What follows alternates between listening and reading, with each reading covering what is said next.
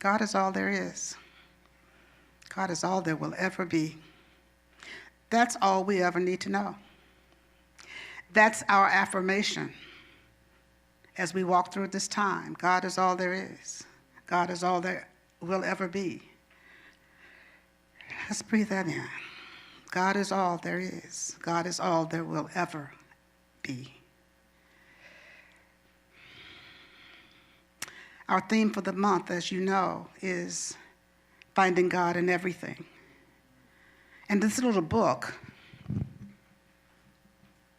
there was a reading from this book that inspired the theme for the month. It's called How to Find God in Everything. And I haven't mentioned it before because we didn't have it in. Now we have just a few copies. So if you'd like to stop and pick up one in the bookstore, it's a great little book, How to Find God in Everything. And just thinking of finding God in everything, I always say, is a revolutionary way of living. Particularly now, would you say? With all the stuff that's going on, how to find God in everything, finding God in everything, committing ourselves to finding God in everything, knowing that God is in everything. Revolutionary. And that's what we are, revolutionaries and evolutionaries. We are evolving ever to a higher place, to a higher consciousness. And so finding God in everything is a part of that evolution. And now, as I said, going through the challenging times that we're going through right now is a time for us to go deeper and a time for us to be willing to live a revolutionary and an evolutionary life. And so that's what we are doing when we're saying God is all there is. God is all there will ever be. We've been looking at different ways to find God in everything throughout the month, and today we're looking through the portals of authenticity. Through the portal of authenticity, a portal being an entrance way, a doorway. Finding God in everything through the portals of authenticity, the act of being genuine, the act of being real, the act of being true. And the authenticity for us is coming back to the truth of what we know, the truth of what we believe, the truth of who we are. It's what we're doing in our finding God in everything throughout this time. Let's take a breath.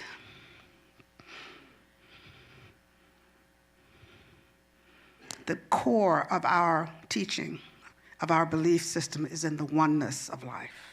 That there's only one life, there's only one power, there's only one presence, there's only one mind, there's only one breath, there's only one activity, there's only one. And that one is God. Yet all that we hear around us right now is separation. Words of separation. Words of separation, social distancing, otherness, blame, no touching, no hugging, staying 6 feet away from each other, and all that kind of stuff. No handshakes, and all that. That all sounds like separation. That all sounds like you over here, me over here, you over there. But you know what? We don't have to be connected, we don't have to be touching in the physical body to be connected. We don't have to touch in the physical body to be a part of that one, because that one just is. That one is in and through and as each one of us. And that's where we are connected, in the one. And that's what we have to keep in mind, that we are connected in the one. And so rather than getting into that sense of separation and complaining about the fact that we don't hug the way we did, we don't shake hands the way we did, our lives are changing. You know how resistant we are to change. Our first response to change is freak out. Right? Freak out. Yeah, that's a song, isn't it?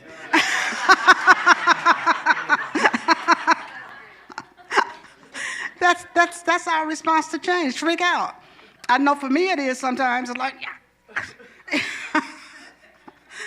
And you know what? We have to take a deep breath and realize that change is always happening. Change is always happening. If it were not, we could not survive. We could not live without change. As much as we resist it, as much as we don't like it. And what we have to learn to do is to be who we are, to be our authentic selves, and to go back to the authenticity of our belief in our teachings whenever there's change, and particularly drastic change that seems to be upon us right now. Bless you.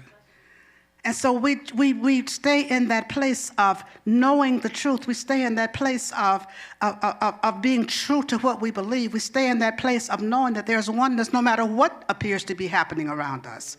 We stay in that place of knowing that we can always see beyond the appearances to the truth by knowing the truth, by practicing what we know.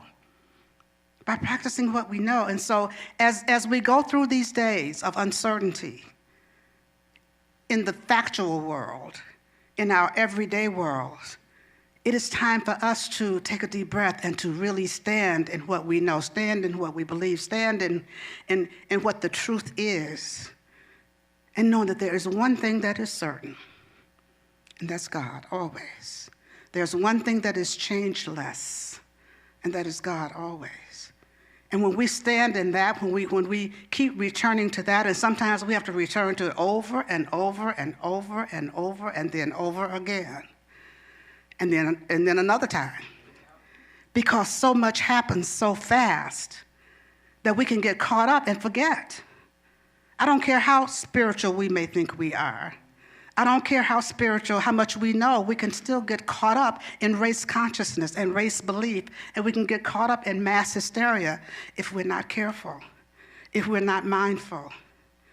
And so I'm inviting you, as I've talked for the entire month, about returning to love, return unto love, letting go of the fear, letting go of the fear. And any actions that we take, we are taking them out of love, not out of fear. And so our change in our way of greeting each other here during the meet and greet today is not from a place of fear. It's from a place of love.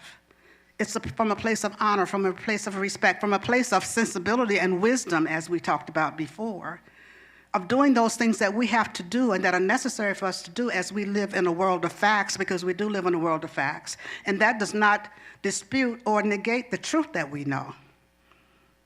But living in a world of facts, there are certain changes that we need to make. And so we make those changes as openly and willingly as we possibly can. We make those changes with as little resistance as we possibly can. We make those changes with an open heart as much as we possibly can. And then we continue to walk through our lives. And as we do that, those who walk the way with us learn how to do it in the way that we do. We set the example in walking, because we're walking our talk. We're walking our walk, and we're walking our talk. Well, we can say what we believe all day. We can say that God is all there is all day. But until we start walking that, and particularly walking that in difficult times, do we really know that? Do we really know that? Is that really authenticity on our part to walk through saying God is all there is and then be racing to get all the toilet paper in the store? We know that there's no toilet paper in Phoenix right now. So one of the things we have to do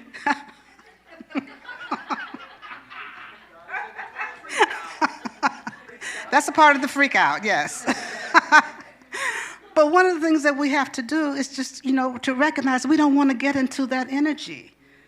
We don't want to get into that energetic of not enough, because the fact that I walked into the grocery store Friday, I think it was, and it was the first time I'd been in that particular store in a couple of months. And I walked through and looked at all the empty shelves, and I was like, wow. I had heard this was the case, but I didn't really believe it, I guess, because I was so surprised when I saw it. And then they had signs up saying that people would be limited to the number of certain items that they could purchase. And I thought, wow, this is what a consciousness of lack looks like. This is how lack and limitation and a consciousness of lack and limitation plays out. When you walk into a store and all these shelves are empty, I mean, how much toilet paper do we need? I think that I'm kind of focused on that because I've heard so many people talking about it lately, and so many people have told me about it lately, that that is on my mind, that the toilet paper shelves are empty. And what I'm really saying is that this is really from a consciousness of fear, because anytime we start hoarding and we got to have more and we got to get all that we can and all this, that's from a consciousness of lack. And the consciousness of lack comes from a consciousness of fear. Fear that there's not enough. Fear that there's not enough to go around. And no, there won't be enough to go around if you're taking it all. And what we know to be true is that there's always enough to go around. There's always enough. There's always been enough. The issue in our world has been one of distribution. One of distribution. That's what creates the apparent lack, is how we distribute whatever it may be. It could be money, it could be toilet paper, it could be anything. It's a matter of distribution. And when we get into that place of hoarding, distribution is blocked. And when distribution is blocked, there appears to be lack, and all that happens from a place of fear. And that fear comes up from a lack of authenticity in our lives, from not practicing what it is we say we believe, not practicing what it is we say we know. The life that we want, the life of oneness that we say we want to live in, that we say we live in, that we say we believe in. That belief that God is all that there is. Let's take a breath. Moving out of that place of fear, moving out of that place of lack, moving out of that place of not enoughness, moving out of that place of separation, because all those feelings come from separation, from a belief in separation, from a sense of separation. And our first place of separation that gets us in deep, deep trouble is our sense of separation from God. And anytime challenges like those that we're experiencing right now come up, the first place we go is to, where's God in all this? Where's God in all this? God's where God always is. God is. In the midst of all this that's going on, God is. And the thing for us to do is to connect with that, whatever it takes for us to connect with that, whatever it takes for us to align with that, is where our work is, to align with the all that is. We have the tools, we have the principles, we have the guidance right here in this community to align ourselves with the all that is, to move ourselves from that place of fear, from that place of doubt, from that place of anxiety, from that place of mass hysteria that is extremely contagious, that is extremely creative. Extremely creative. Fear is contagious. Fear is creative. Hysteria is contagious. Hysteria is creative, because what it helps us to do is to create that which we do not want. But that to which we are giving our attention is what is creative. And so, yes, God is all there is. And you know what? When we are so focused on one thing and giving all our attention to it, all our thought to it, all our talk to it, all our everything to that one thing, that becomes the God of our life. And then that becomes the all that is. That to which we give our attention, our focus, our everything, our energy, our emotions, and everything becomes the God of our life. And the God of our life becomes the all that is in our lives. But what we know to be the truth, when we can return to our center, when we can return to the truth that we know, when we can return to our own awareness of our oneness, of the truth, of there being only one life, and that we are each made in the image and likeness and out of that one life, and that we live and move and have our being in that one life just as it lives and moves and has its being in us. That does not change. That does not change. That does not change. And so what I invite us to do right now is to take a deep breath. Take a deep breath and return to the truth that we know. And as the reading was saying, I really like that poem. Someone sent it to me last night. It's called Pandemic. And what if we treated this like a sacred time? What if we treat this like a sacred time?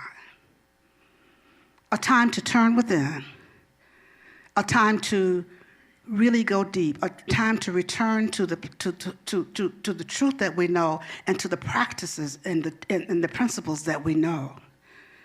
What if we made this a sacred time, this time of, some people are calling isolation. Some people are quarantine, those separation words. What if we just called it Sabbath? What if we just called it Sabbath? Sabbath. Stepping back, turning within, going deep, doing our prayer work, doing our meditation, doing our reading, doing our journaling, doing those things that bring us back home to the presence of God. Those things that remind us of who we are. Those things that remind us of what we know.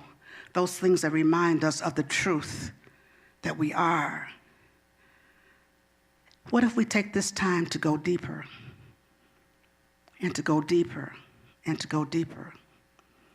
You know, as we go through this time of not touching or not being too close or whatever the case may be, and who knows what the days ahead will bring for us, but as we go through this time, in addition to seeing what appears to be separation, I've been looking at how interconnected and how interdependent we all are. We are all interdependent. We are all interconnected. What affects one affects all. When the schools close, it doesn't just affect the kids and the teachers and the parents of kids. What about the bus drivers? And what about the people who work at the schools other than that? And what about people who were keeping kids? Or what about people who had jobs and can't go to them because they have kids at home? Or whatever the case may be, it affects everybody. It affects everybody. When flights are canceled, it's not just affecting the flight crew and the people who are going to be passengers on that plane. It affects people who work at the airports. It affects people who work in other places. It affects people all over the place. It affects all of us. It affects all of us. The cruise industry is not just affecting the people who didn't get to go on that cruise. My niece lives in Alaska, a small port town in Alaska. And she has 2 businesses there. Her husband has a business. And they depend on the cruise ships coming in. Because this is cruise season. It's coming up. And so they have been dependent, that town, on the cruise ships coming in. And the people coming in buying, and the people coming in spending money, and whatever the case may be. There was a time when she lived in Phoenix, and so she would go to Alaska in April, and she'd come back in September. And she'd go back to Alaska and come back. Every year she was doing that. And then she decided to move to Alaska full time. And so when they moved and things started to really boom, then she opened 2 businesses. Her husband has a business. And now the cruises are being canceled. And so that entire town is affected by the cruises in the lower states. Thank you, lower 48. The decisions not to have the cruise, not to let the cruise ships go out. So they're all affected by that. And then people all along that, not just in that town, all the port cities. And the people who work on the ships, and people who, it just goes on and on and on. And the point that I'm making about this is the interconnectedness, the interdependence, that what affects one of us affects all of us. And I think that we have to keep that in mind as we go through this time. As we go through this time, to recognize that there is oneness. This is how the oneness shows up too. There is oneness. It affects all of us. It affects all of life. And so when we can just remain in our place of compassion, in our place, in addition to knowing the truth for everybody, that there is enough to go around, that God is in the midst of everything, and letting our prayer be for health and wholeness and wellness, revealing itself in each and every life, everywhere, and to knowing that truth is revealing itself everywhere. That's how we are finding God in everything. That's how we are knowing that God is revealing himself in everything. And that's how we are evoking that presence of God in everything. That's our responsibility as we go through this time. In addition to recognizing our interconnectedness and our interdependence, just really setting our intention each and every day to be a beneficial presence wherever we go and whatever we do. Setting our intention, let that be your prayer, to be a beneficial presence wherever you go and whatever you do. Be a beneficial presence. How can I be a beneficial presence in this situation? How can I be a beneficial presence right here and right now? When I took my second ordination vows, that was my vow at that time, to be a beneficial presence everywhere I go and in everything that I do. And I think of that over every day. That's a commitment I make every day, to be a beneficial presence everywhere I go and in everything I do. And it's a commitment I'm encouraging you to make, to be a beneficial presence. If the words that you are about to speak are not going to be of benefit, don't speak them. If the thoughts that you are thinking are not of benefit to all, and for the highest good of all, think another thought. Change your thinking, change your life. Change your thinking, change all of life.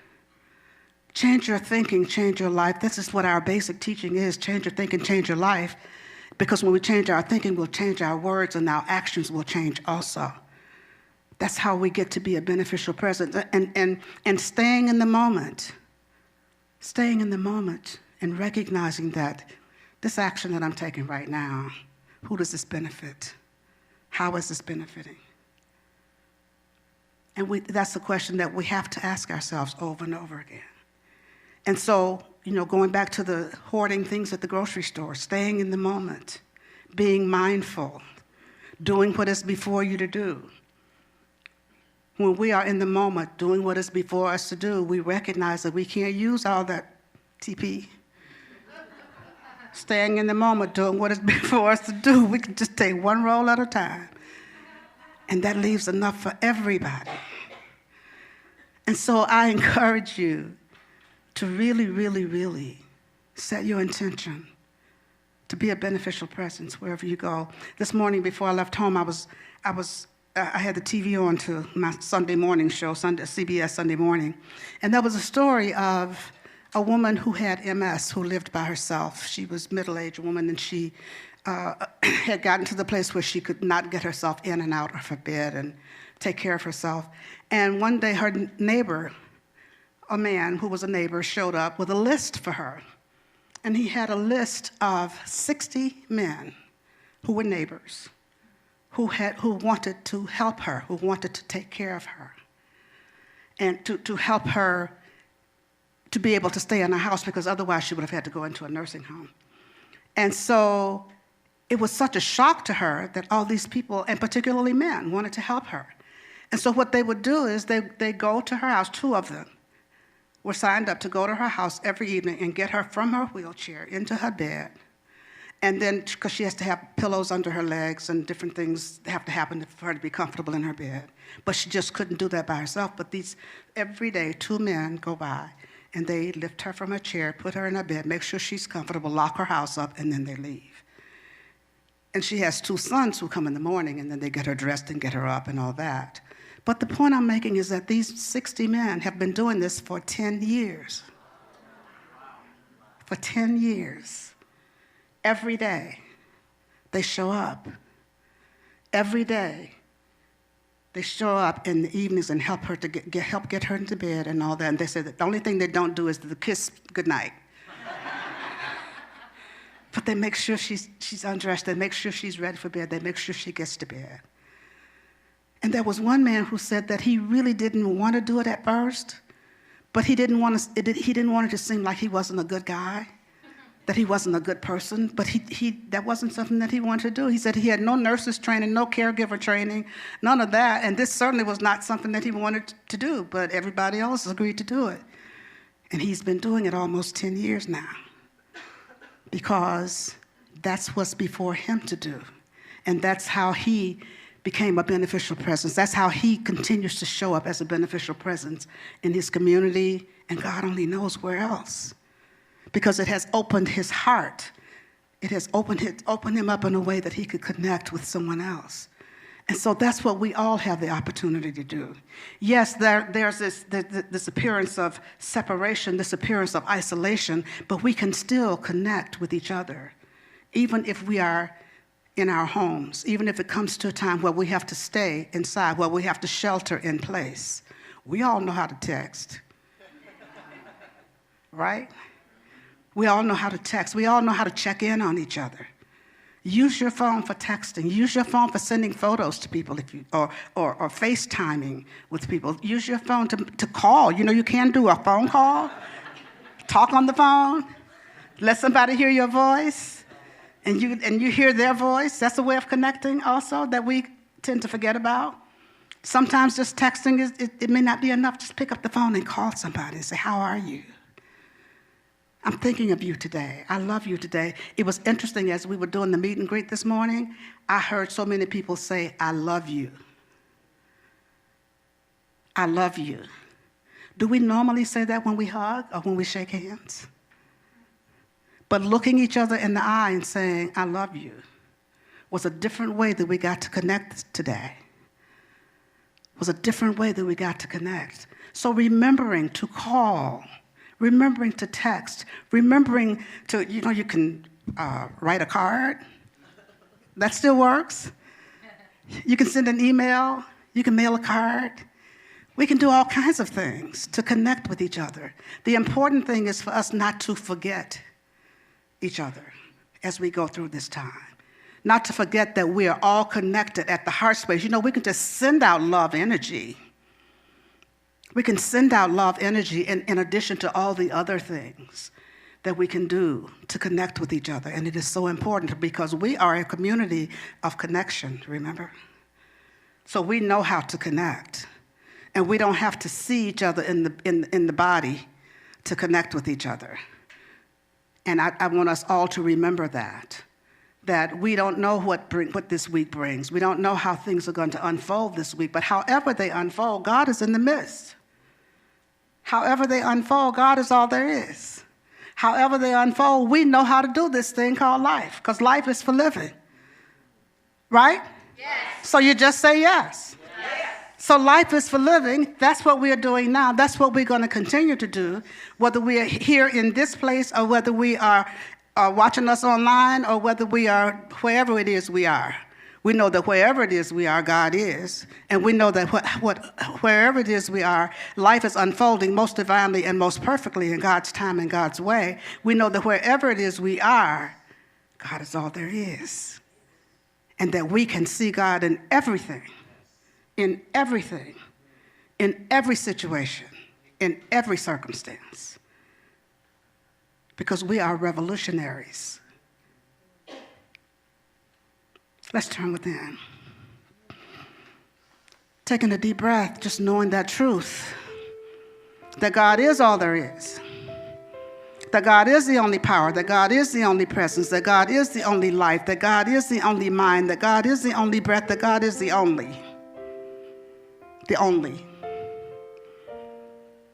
Nothing else, the only. It's God. My life, the life of each person here, the life of us all, that life that's in the midst of everything, the life that always was, always will be, is God.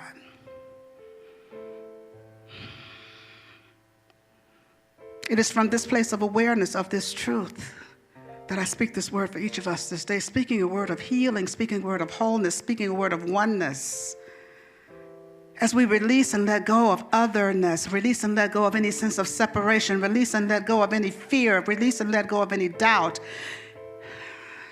And we stand in the knowing that wholeness is right here and right now ours, because God is right here and right now.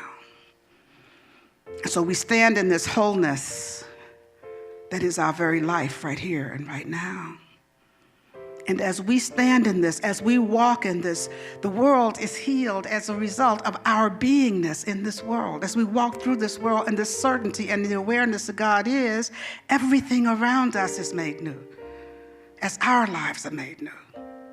I speak a word of health and wellness for this community, of safety and protection for us all, knowing that they're all qualities of God that are revealing themselves in and through and as our lives right now.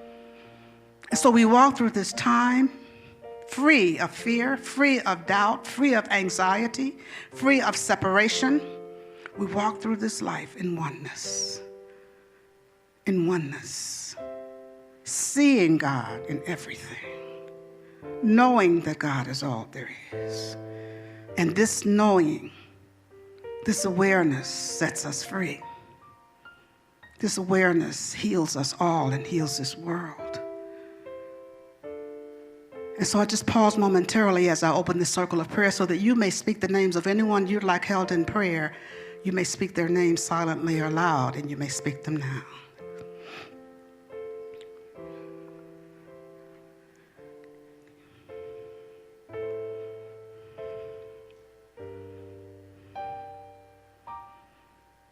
And so for all those whose names are spoken here this day, I'm just knowing that God is right where each of them is, blessing and keeping them.